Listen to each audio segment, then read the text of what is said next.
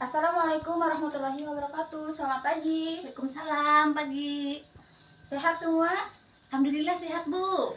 Sebelum memulai pelajaran hari ini, Ibu absen dulu ya. Iya, Bu.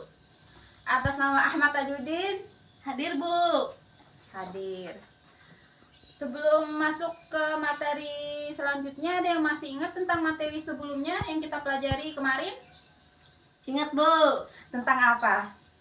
Gak tahu. Materi kemarin tentang sholat fardu ya.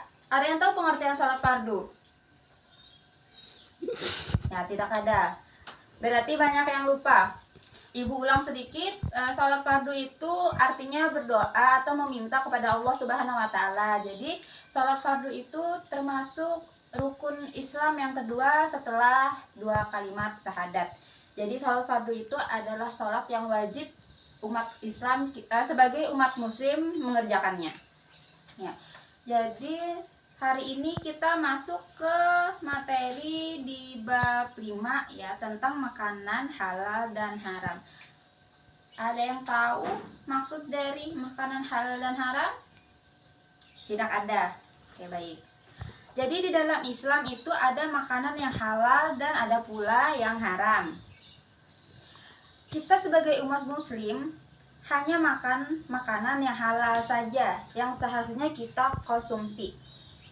Jadi bagaimana dengan makanan yang haram? Makanan yang haram itu harus kita hindari ya. Jika kita mengaku sebagai seorang umat Muslim, tentu saja harus memperhatikan apa yang seharusnya kita konsumsi. Ya ayuhan nasu kullu mimma fil ardi halalan thayyiban wa la tatabi'u khutuwati syaitan innahu lakum aduwwum mubin.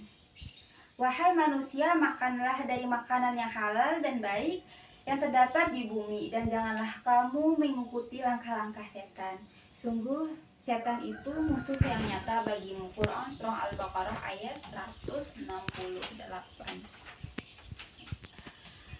Jadi kehalalan maupun keharaman makanan itu dapat dibagi menjadi dua. Ada yang tahu apa saja?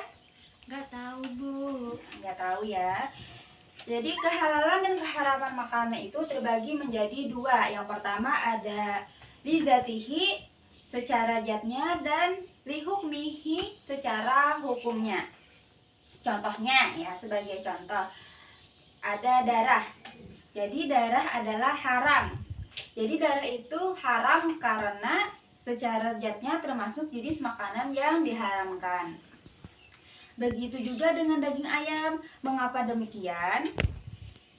Meskipun termasuk daging binatang yang halal dikonsumsi, daging ayam juga bisa menjadi haram.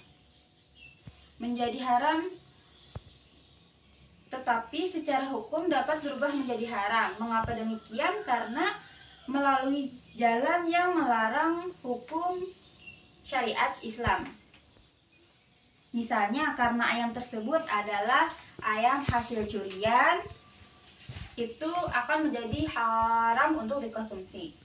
Yang kedua, misalnya disembeli untuk sesajen dan daging ayam yang terkena virus.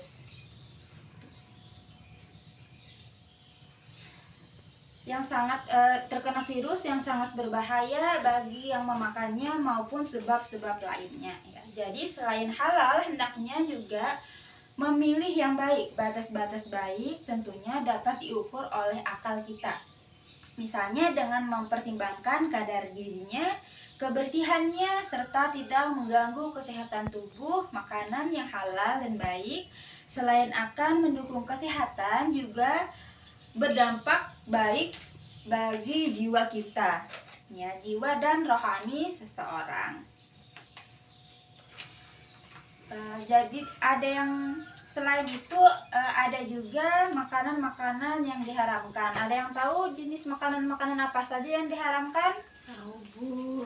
Apa itu? Babi. Selain babi, anjing. terus? Gak tahu lagi, Bu.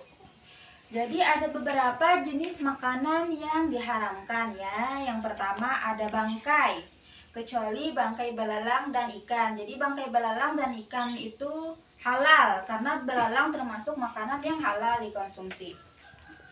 Yang kedua darah, kecuali hati dan limpa. Yang ketiga ada babi. Jadi babi itu adalah daging yang haram ya untuk umat Islam konsumsi, untuk umat Muslim. Yang keempat ada hewan apa saja yang disembelih untuk selain Allah. Sebagai contoh itu menyembelih binatang untuk memuja berhala, termasuk dalam hal ini jika menyembelih dengan nama Allah tetapi bagian tubuhnya seperti kepalanya dikubur atau dibuang ke laut sebagai sedekah kepada selain Allah Subhanahu wa taala, itu diharamkan.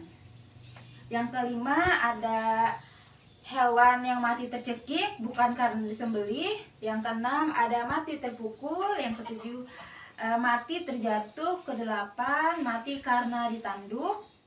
Yang kesembilan dimakan binatang buas.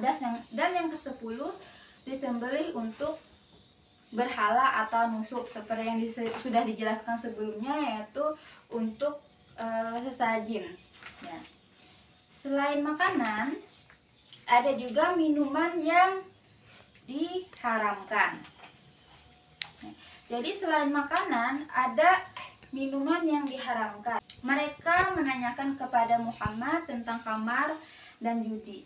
Katakanlah pada keduanya terdapat dosa besar dan beberapa manfaat bagi manusia, tetapi dosanya lebih besar daripada manfaatnya. Dan mereka menanyakan kepadamu tentang apa yang harus mereka infakkan. Katakanlah kelebihan dari apa yang diperlukan, demikianlah Allah menerangkan ayat-ayatnya kepadamu agar kamu memikirkannya. Quran Surah Al-Baqarah ayat 219. Hukum khamar dan judi itu adalah haram. Ya, jadi hukum khamar dan judi itu adalah haram. Dan termasuk perbuatan dosa yang besar. Karena khamar memiliki arti yang luas, yaitu makanan ataupun minuman yang dapat memabukkan sehingga akan membahayakan akal sehat bagi orang yang mengonsumsinya.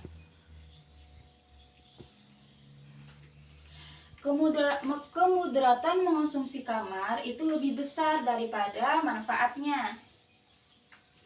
Meskipun dengan mengonsumsi khamar seseorang menjadi pemberani, percaya diri, dan tidak takut terhadap masalah apapun, tidak takut terhadap musuh dan lain-lain, tetapi sesungguhnya sangat berbahaya bagi jiwa-jiwa orang yang sudah mengkonsumsi khamar tersebut, yaitu minuman yang beralkohol ya.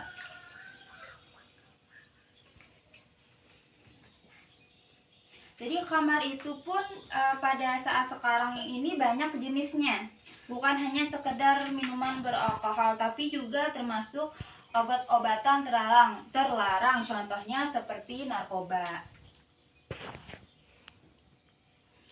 Jadi orang yang mengonsumsi hingga mabuk tidak dapat lagi mengendalikan dirinya.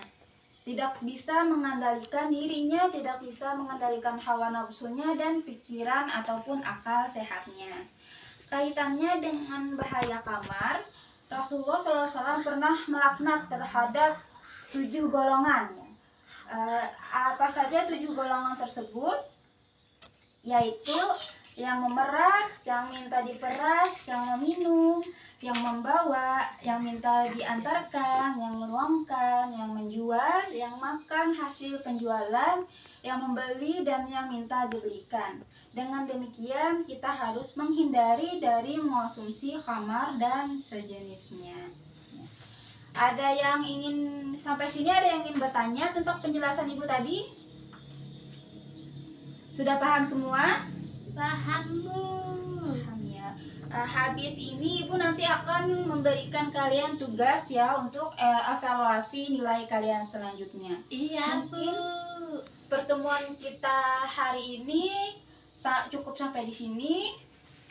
Selebihnya nanti Ibu akan memberi kalian soal untuk kalian kerjakan. Jadi sama-sama kita akhiri dengan mengucapkan hamdalah. Alhamdulillahirabbil alamin. Wassalamualaikum warahmatullahi wabarakatuh. Waalaikumsalam.